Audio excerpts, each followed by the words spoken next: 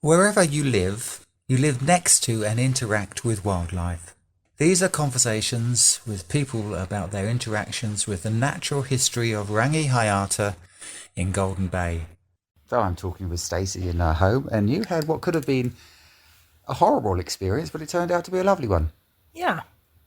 I had I heard a thud on the sewing room window, and both my daughter and I ran over to investigate, and there was a wee bird that had flown into the window and fallen onto the roof below, and it didn't look very good. Its head was kind of spinning around. But I called out to my wife, who ran and jumped onto the roof, and she saved the bird. And as you do, just jump out of a window onto a roof to save a bird. Yeah. I sent her out, not myself. And this has happened several times before, so my daughter and I like to save the birds that fly into windows. We've got some of those bird strikes, but maybe we need some more. There's none up there. Yeah. So wrap up the bird, and my daughter and I go sit outside. We usually take a little cap of water, and we just sit there stroking the bird until it's calmed down. So there's a place that I know on the back of a bird's neck that they really like to be touched. So you kind of run your fingers back and forth with their feathers, and really? It calms them down. There's like a bit of, it's kind of like skin or something that covers their feathers, and you can roll it around, and they just kind of, their eyes start closing, and they get really... A bit like people, then, really. Yeah, a little massage behind the neck. So I do that with them, and just sit there until they're comfortable, and I take off the little blankie, and we try and offer it water throughout. So it did. It kind of came to, but it didn't want to fly away.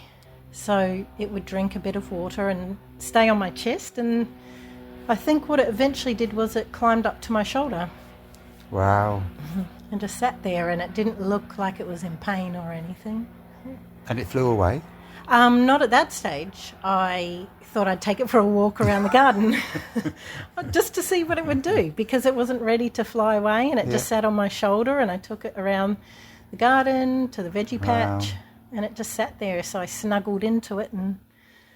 And then you found out what it was? Well, yes, I had to consult the monocle.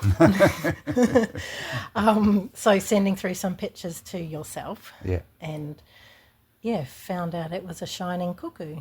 I don't really know much about them. They're quite an elusive bird. You quite often don't see them, you quite hear them rather than see them. But they're a pretty bird, aren't they? Very pretty. Yeah, it was very shiny, greens.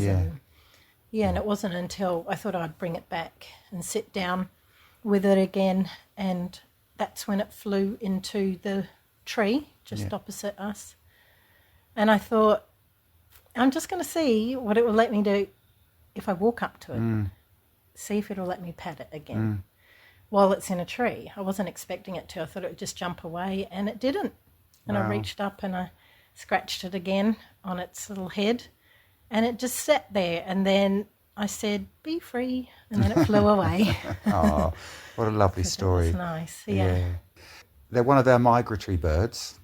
So they come here for the summer, and they spend the winter off Papua New Guinea and the Bismarck Islands and the Solomon Islands. So it's quite a long flight for quite a small bird. Yes. Yeah. So where does it come here in summertime? It comes here to mate. Yeah, and it's parasitizes on our little grey warbler. So like all cuckoos, it lays its eggs in somebody else's nest, kicks their eggs out, and then our little grey warbler raises the shining cuckoo. Right. What we've got is a bit of video of you doing that, so we'll put that in there now.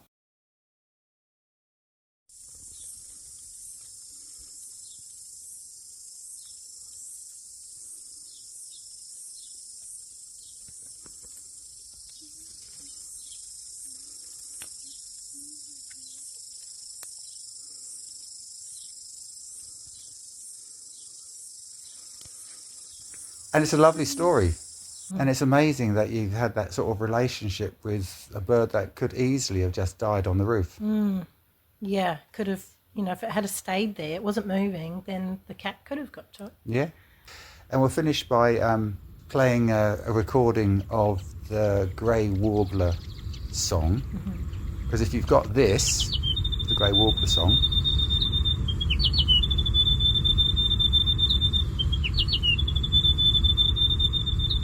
then you've also probably got in your garden or on your land the shining cuckoo. And this is the sound of the shining cuckoo.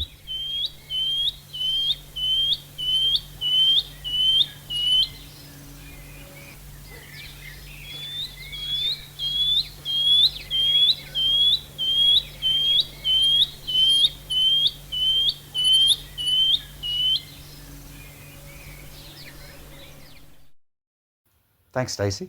Thanks, Pat.